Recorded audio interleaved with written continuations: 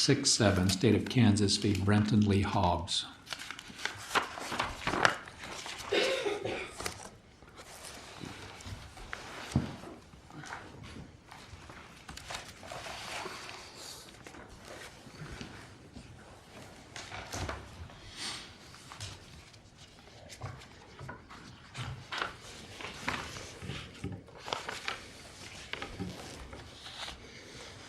Good morning. May it please the court. Meryl Carver-Ullman, Capital Appellate Defender, on behalf of Mr. Hobbs and Chief Justice, if I could please have 3 minutes for rebuttal. 3 minutes is granted. Thank you. I think that there are two questions that we have to answer today in this case. And the first one is, what does the statute require in regards to aggravated battery? Does it require an intent to harm or just an intent to hit? And then assuming that the answer to that question is an intent to harm, then we have to apply that in a sufficiency issue to the facts at hand in this case. As to the first question, I think that this court in Fry clearly said the severity level 4 version of aggravated battery does require an intent to do the harm that results. Now, the Court of Appeals below found that that was dicta, but if the court meant that, even though it wasn't essential to the holding in Fry, I think that answers question 1, sort of. Fry was considering the 2010 statute before the recodification, so that does throw a minor blip in the issue, if you will. But I think actually the argument is stronger under the new statute than it was under the old. The only major difference between the two statutes is the legislature has substituted the word knowing for intentional. And intentional in 2010 was defined as purposeful, willful, and not accidental, whereas knowing is that a person acts knowingly or with knowledge with respect to a result of such person's conduct when such person is aware that such person's conduct is reasonably certain to cause the result. And it's that cause the result language that I'm hanging my hat on here today. And I also think that you can look at the structure of the statute. If you look at level 4, aggravated battery, it says knowingly causing harm, whereas level 7 says knowingly causing contact. Because there's different language used there, I think we can presume that the legislature meant for there to be some sort of difference. So again, I think that the first question, again, assuming that this court meant what it said in Fry, I think that's I don't want to say it's not an interesting question, but I think that that's sort of the easier part of my argument today. The second question is, assuming that the court believes that, then how does that apply to the facts of this case? And below, I mean, the state said, and this is admittedly true, I think one of the Court of Appeals judges said this, actually, your client hit him really hard, right? And that's absolutely true. But I think, and I'll tie my hat here to that reasonably certain language in the definition of knowingly. I think, here the facts were my client punched him in the light most favorable to the state. He punched him pretty hard. Although I do think in the Court of Appeals opinion, what was the word they used? Without warning, he punched him, and I don't know that that's necessarily supported by the record. This idea that he was completely unprepared for it. I think the doctor testified that if a person were unaware that a punch were coming, that the reaction time wouldn't be as good, that the punch could hit them harder and have more effects. Let me ask another question. Sure. Just on the technical part of this. Was the medical testimony that the punch inflicted the injury that caused all of the resulting harm? Or was it that as he went down, he had other collisions? His head collided with, I think, the bumper of the car and then the ground. And the pavement, yeah. So was there any testimony that indicated that the collision between his head and the bumper or his head and the ground had any role in the seriousness of the harm created? I don't think that they distinguished that out. Okay. And I don't know how you would distinguish that out necessarily. I just was curious how specific the medical testimony. Yeah, there was some testimony that he kind of went unconscious immediately or fell backwards immediately, but there was no specific testimony as to whether it was the bumper, the pavement, or the punch itself. That I think they kind of took it all as one one part and cause of the injury. So again, we come back to that reasonably certain language, and I think, I think when you punch someone, you have an inkling that it might hurt them. Do you have an inkling that it's going to cause severe life-altering brain damage? Maybe, but can you be reasonably certain of that? I think the answer to that question is no. So anytime a battery occurs with a closed fist, you don't meet the standard of aggravated battery intent to harm? I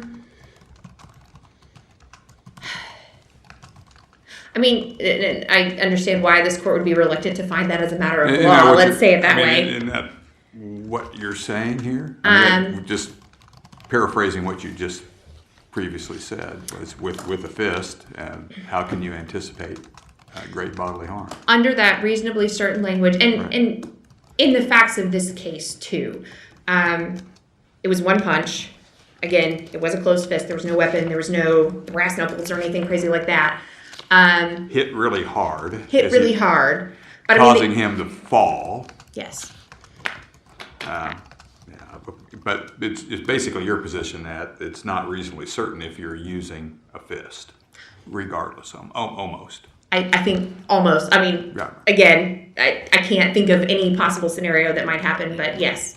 And just so we're clear, the knowing doesn't have to relate to the specific injuries, does it? It relates to that great bodily harm.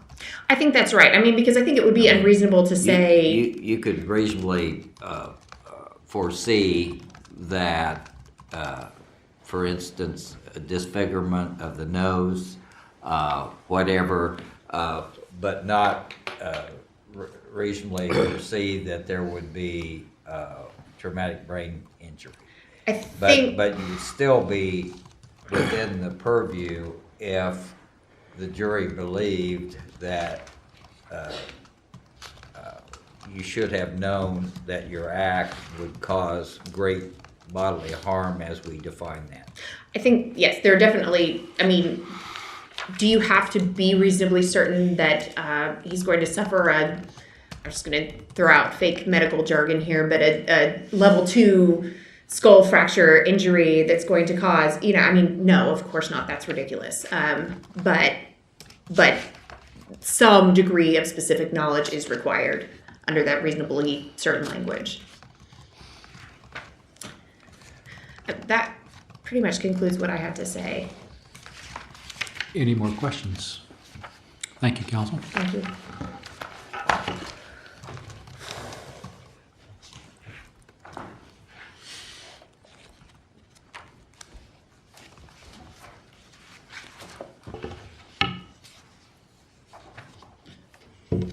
May it please the court. I'm Jonathan Noble, Assistant Lyon County Attorney. I'm arguing on cause of the appellant, the state of Kansas. In response, the bottom line argument of the state in this case is that the recodification replaced the word intentional with knowingly, and that 215202I specifically states that all crimes defined in this code with the mental culpability requirement is expressed as knowingly, known, or with knowledge are general intent crimes. General intent is defined in State v. Spicer, which was an appellate court case that this court declined to review. Then how do we distinguish all those different levels of battery if it's all just general intent? Why say great bodily harm or likely to cause or, what's the purpose of all those different descriptors if they don't serve the function of being the specific intent?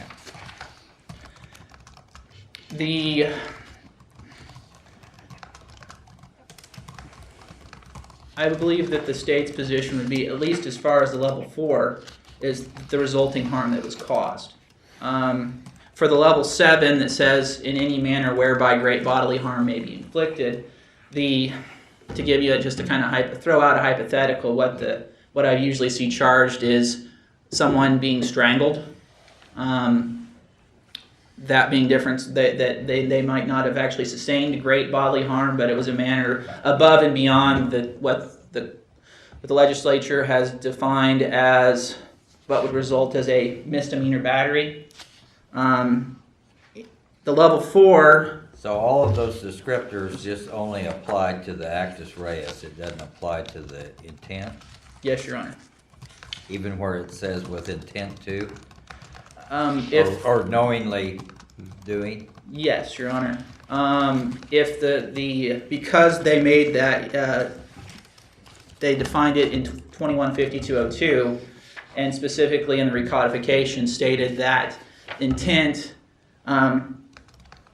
goes towards in pretty much specific intent crimes, and distinguished between intentionally and knowingly in the definitional section, then no crime with the mens rea of knowingly should be considered a specific intent crime. It just makes that whole battery statute nonsense, though.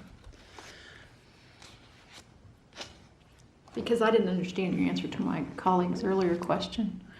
I just don't understand what you said.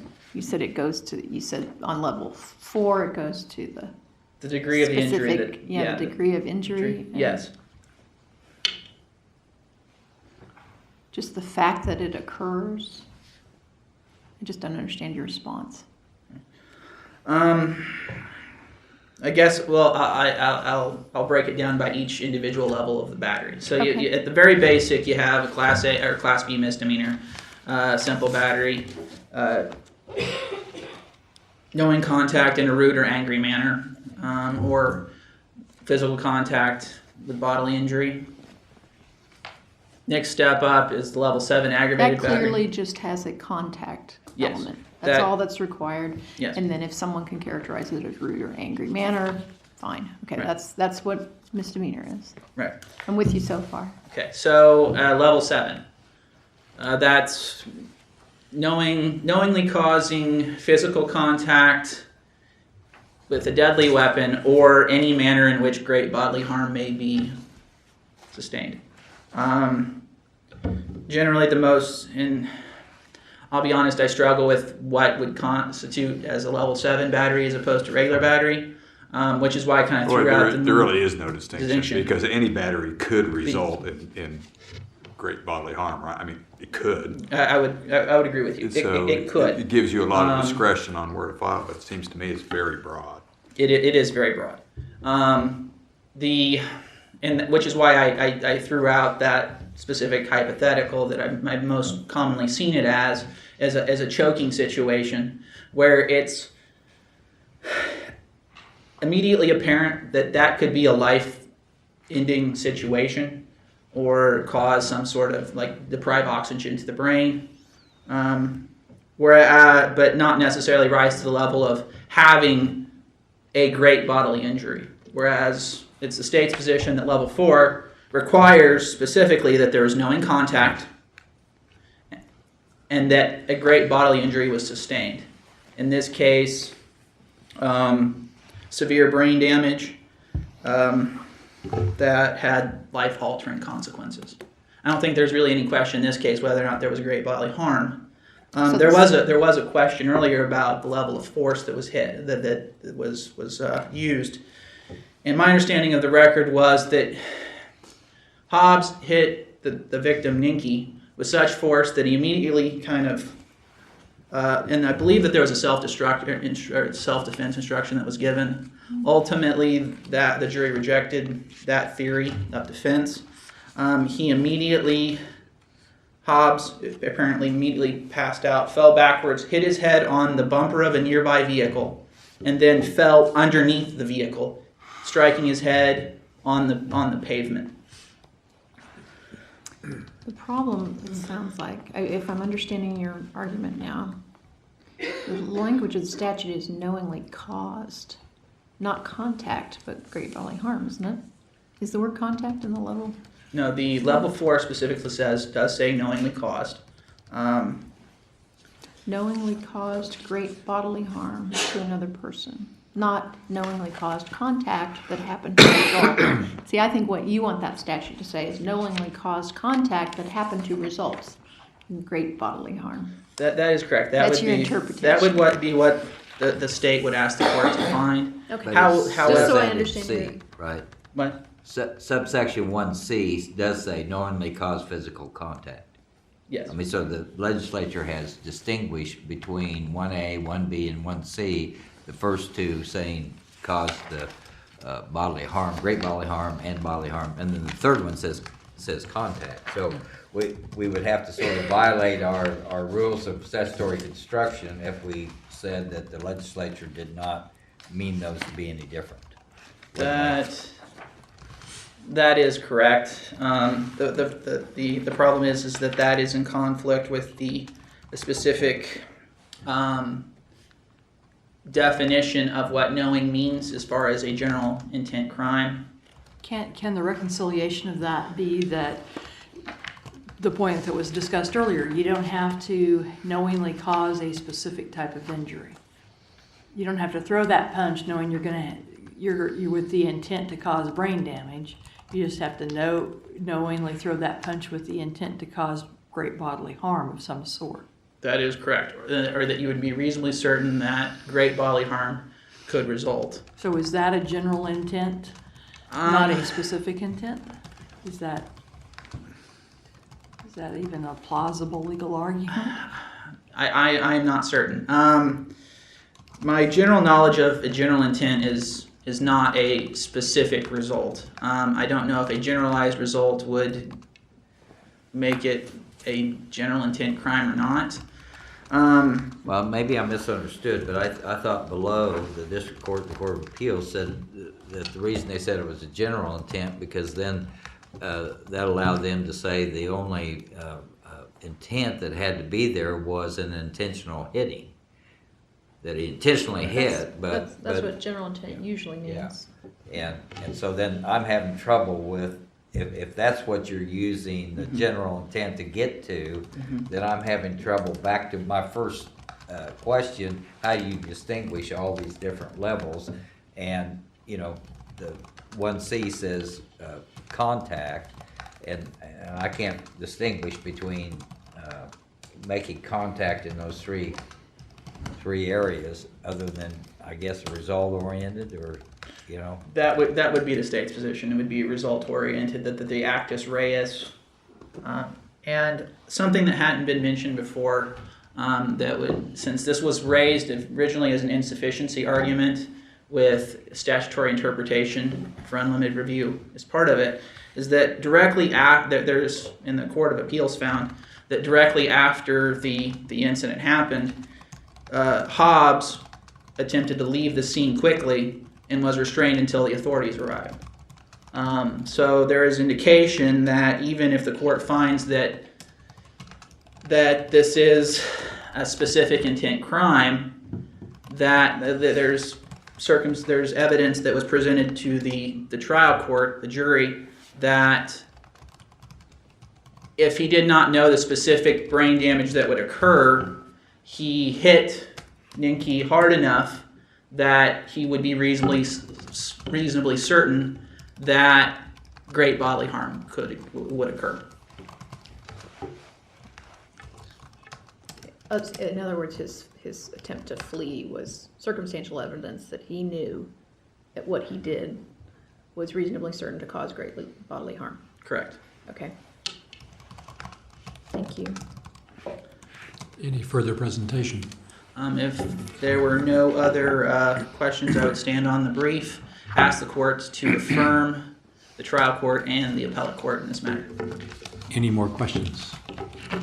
Thank you, very Counsel. much.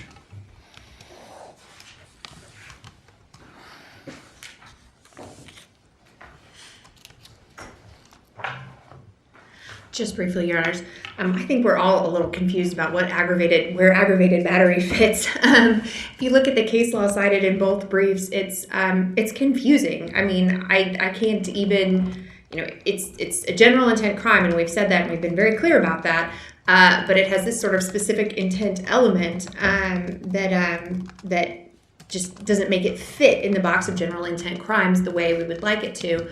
And so I guess what would be very helpful from this court is a clear statement of what exactly all this means, so that we can, as practitioners, figure it out from here. Secondly, I just wanted to talk about this attempt to flee. I guess I don't really understand how that shows anything. I would think that a natural reaction after the end of a bar fight would be to leave, to try to leave, and especially in this case where there was a big crowd of the victim's friends that were standing there. I just really don't. The state brought it up in the Court of Appeals too, and I really don't understand how it has anything to do with anything, honestly. That concludes the remarks I had. Any more questions? Thank you, counsel. Thank you. Thank you both for the arguments this morning. Court will take this matter under advisement.